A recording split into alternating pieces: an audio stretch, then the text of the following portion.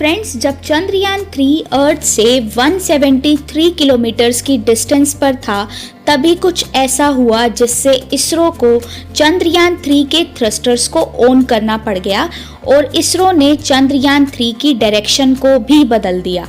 इन incidents के साथ एक बार फिर पूरे वर्ल्ड की निगाहें चंद्रयान 3 की ओर हो गई हैं। लेकिन ऐसा क्या हुआ था जो इसरो को इतना बड़ा स्टेप लेना पड़ गया?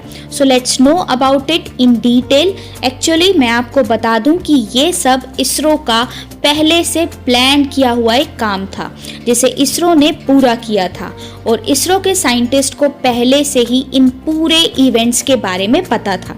इसका रीज़न जानने से पहले आपको स्पेस रिलेटेड कुछ बातें पता करनी होंगी, तभी आप इसरो के ऐसा करने के पीछे की मिस्ट्री को समझ पाएंगे।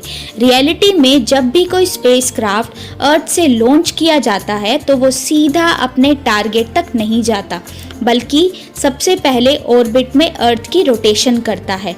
कभी वो अर्थ के बहुत पास चला जाता है तो कभी बहुत दूर। जब वो अर्थ के सबसे नज़दीक रहता है तो उस टाइम अर्थ सरफेस और इस स्पेसक्राफ्ट के बीच में जितनी डिस्टेंस रहती है उसे पेरिजी कहते हैं, और जब वो अर्थ के बहुत दूर होता है तो उस टाइम अर्थ सरफेस और स्पेसक्राफ्ट की जितनी डिस्टेंस रहती है उसे एपेजी कहा जाता है।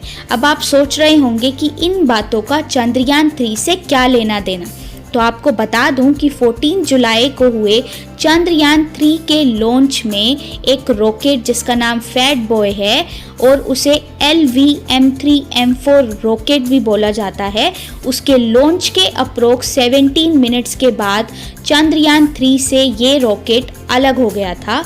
इन 17 मिनट्स में ही फैट बॉय ने चंद्रयान 3 को उसकी डिटरमिन्ड ऑर्बिट में पहुंचा दिया था। उस टाइम उसकी सबसे कम डिस्टेंस यानी पेरिजी 170 किलोमीटर्स और सबसे ज़्यादा डिस्टेंस यानी वो थी 36,500 किलोमीटर्स। अब आप सोच रहे होंगे कि चंद्रयान 3 को मून पर जाने के लिए बनाया गया था, ना कि अर्थ रोटेशन करने के लिए। लेकिन अगर हम चाहते हैं कि चंद्रयान 3 अर्थ की रोटेशन करना छोड़कर अपनी मून मिशन को स्टार्ट कर दे तो उसके लिए हमें सबसे पहले उसे अर्थ के ग्रेविटेशनल फील्ड से बाहर करना होगा। इसके लिए इसरो एक स्पेशल टेक्निक का यूज़ करेगा जिसमें वो धीरे धीरे चंद्रयान 3 की ऑर्बिट को बड़ा करेगा, और एक टाइम ऐसा आएगा कि वो ऑर्बिट इतनी बड़ी हो जाएगी कि हमारा चंद्रयान 3 अर्थ के ग्रेविटेशनल फील्ड से बाहर निकल जाएगा और मून के टूवर्ड्स बढ़ने लगेगा। यानी चंद्रयान 3 पृथ्वी के चारों ओर रोटेशन धीरे धीरे बढ़ाता जाएगा और एक रोटेशन ऐसा होगा जिसमें चंद्रयान अर्थ से काफ़ी दूर और मून के पास होगा। इसके बाद हमारा चंद्रयान अर्थ को छोड़कर मून की रोटेशन करेगा और इसी रोटेशन में चंद्रयान और मून के बीच की डिस्टेंस मैक्सिमम होगी। इसके बाद चंद्रयान की ये रोटेशन धीरे धीरे कम होती जाएगी और एक टाइम ऐसा आएगा जिसमें चंद्रयान की मून से डिस्टेंस बस 30 किलोमीटर्स होगी, जिसके बाद चंद्रयान 3 की मून सरफेस पर सॉफ्ट लैंडिंग की जाएगी। अब आप ये नहीं समझ पा रहे होंगे कि चंद्रयान 3 तो अभी स्पेस में है, फिर इसरो इसकी ऑर्बिट को बदलेगा कैसे? एक्चुअली इसरो को पहले से ही इन सभी बातों को पता था, इसलिए इसरो ने चंद्रयान 3 की डायरेक्शन और ऑर्बिट चेंज करने के लिए उसमें थ्रस्टर्स लगाए थे।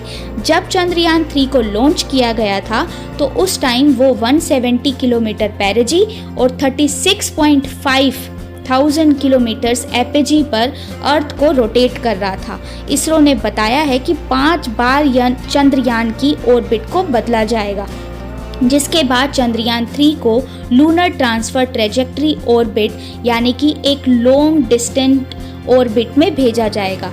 इस लूनर ट्रांसफर ऑर्बिट में चंद्रयान 3 to 5 डेज तक ट्रैवल करेगा और फिर 5 और 6 अगस्त को हमारा चंद्रयान मून ऑर्बिट में एंटर करने के लिए रेडी हो जाएगा, जहां पर चंद्रयान 3 के प्रोपल्शन सिस्टम को यूज़ किया जाएगा और उसकी हेल्प से उसे मून ऑर्बिट में भेजा जाएगा।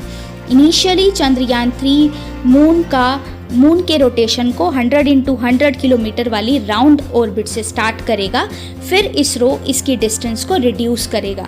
17 अगस्त को पेलोड लैंडर और रोवर मॉड्यूल से अलग हो जाएंगे और उसके बाद लैंडर और रोवर को मून की ओवल शेप्ड ऑर्बिट में लाया जाएगा, जिसकी मैक्सिमम डिस्टेंस 100 किलोमीटर्स और मिनिमम डिस्टेंस 30 किलोमीटर्स होगी। इसके बाद इसकी स्पीड को कम करना होगा, जो थ्रस्टर्स की हेल्प से किया जाएगा। और फाइनली 23 अगस्त को हमारा चंद्रयान 3 मून की सरफेस पर सॉफ्ट लैंडिंग करेगा और इसकी सरफेस की रिसर्च करेगा। Now we all want that this mission should be successful. Subscribe for more videos. Thanks for watching.